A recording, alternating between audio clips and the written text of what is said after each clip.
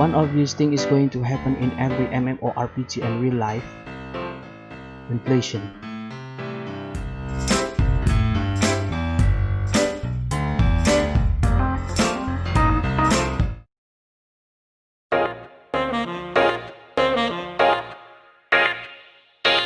In real life, every economist will agree that inflation will have good impact on economy. But first, what is inflation? According to Wikipedia, inflation is a sustained increase in the general price level of goods and services in an economy over a period of time. When the general price level rises, each unit of currency buys fewer goods and services. Inflation reflects a reduction in the purchasing power per unit of money, a loss of real value in the medium of exchange and unit of count within the economy. Basically, when your money could buy less goods with the same amount of money. That is inflation. But if the inflation is way too high, it leads to hyperinflation, and it's bane in every economy. It means your money has lost its value, or even worthless. Money, as we know, being heavily regulated by the central bank and the government. They are the one who decide how much money circulated in the economy through interest rate, or how much money someone paid when they borrow the money, and through taxes. In video game, it's different. Money basically created by the monster in the game. If a monster killed, it drop money or other loot that you can sell on a vendor or trading house. And it's the matter of time it spawned again to be killed again for the same reason. So, money created depend on how many monsters killed at the same time. Also depend on how many players exist, because they are the one who do the killings. Except, unlike in the real world, there are no control on how much a money can be created each day. This is the main reason of inflation happen in video games. But it's not the only reason it happened. The other stem in the video game design itself, and also players' psychology. There are several ways to counter inflation in video games. Usually, nowadays, we call it money sinks. These money sinks range from taxes to your sold items, fee for putting your item in the exchange, and for creating guild. Also, items sold by NPC, usually potion or other consumables.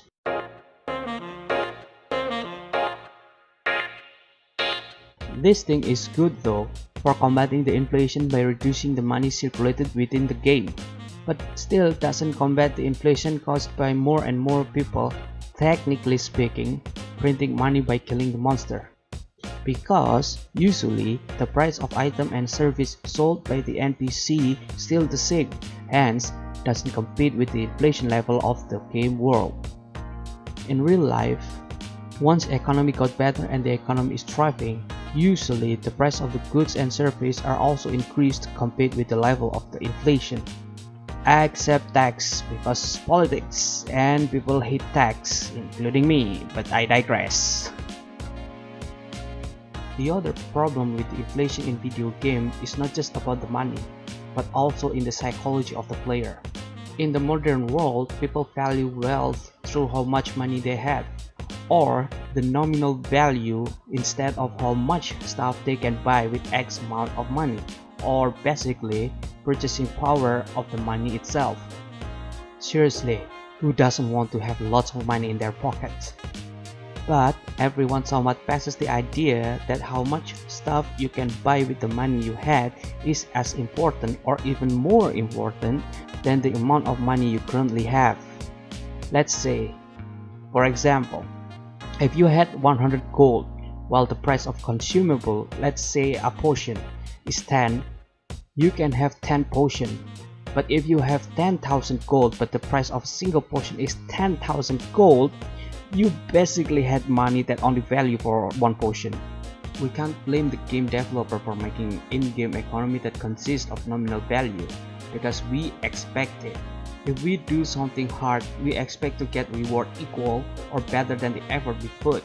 If we don't get the equal reward, what's the point of doing that? But in reality, this is also the reason why inflation in game also exists. We expect more and more money in our pocket, and if inflation happens, who's the one who's going to suffer? It's the poor people, whether it's in the real world or in the game world. Who is the poorest people in basically every video game? The new player. If the new player had a hard time to just gather the materials it needs and everything is out of reach them to buy, they might end up dropping the game eventually, before even reaching the max level. But there's another solution for combating the inflation.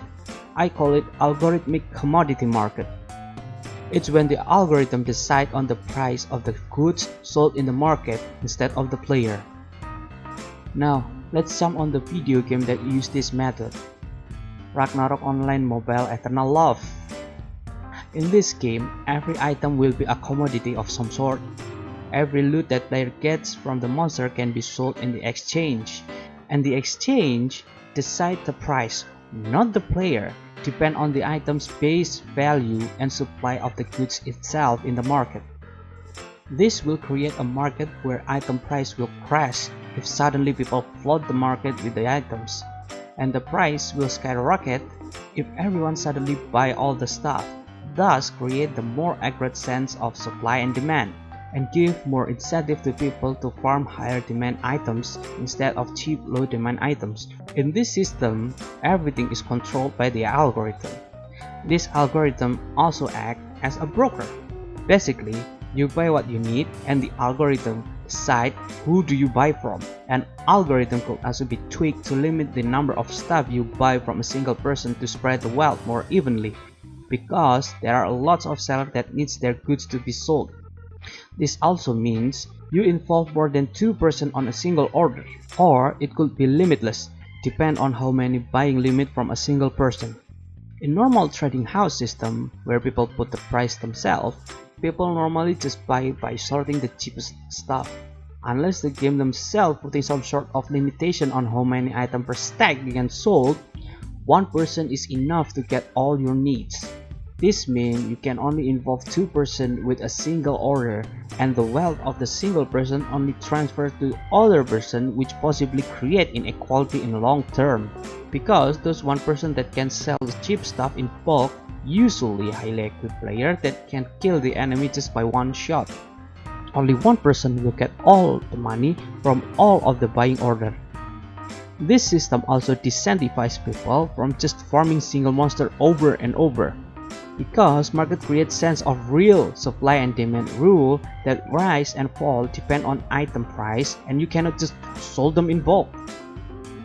This will give people reason to diversify on their farming method, thus creating supply on other material that drop from the other monster. Even low-level player could also profit from this to boost their income to get their essential necessity, even though not as profitable than other highly equipped player.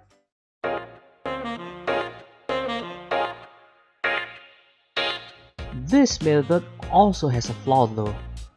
This means trading house basically a commodity market. People can buy or sell and profit from the commodity that being sold in the trading house, especially with the essential like consumables or super rare items that are not even dropped by the monster. But some will see this as opportunity to gain wealth through trading system like in the real life. And this system could also lead to forced deflation, the opposite of inflation.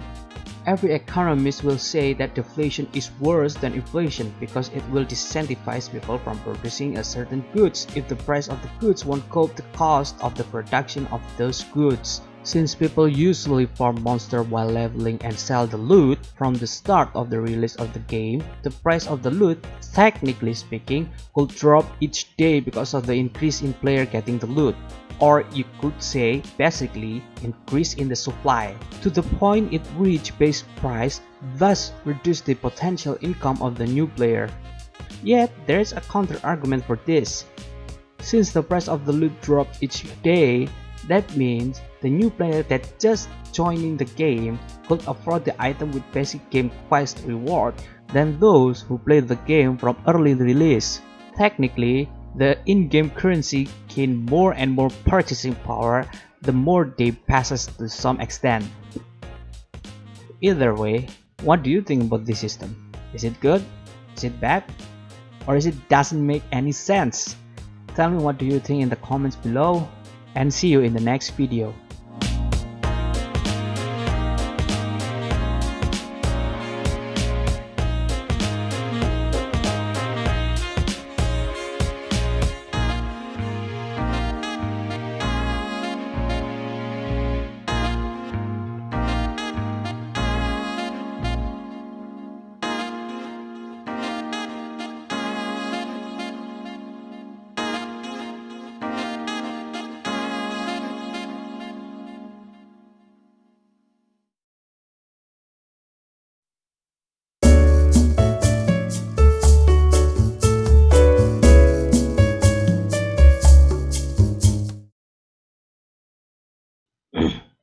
Then those who play the game from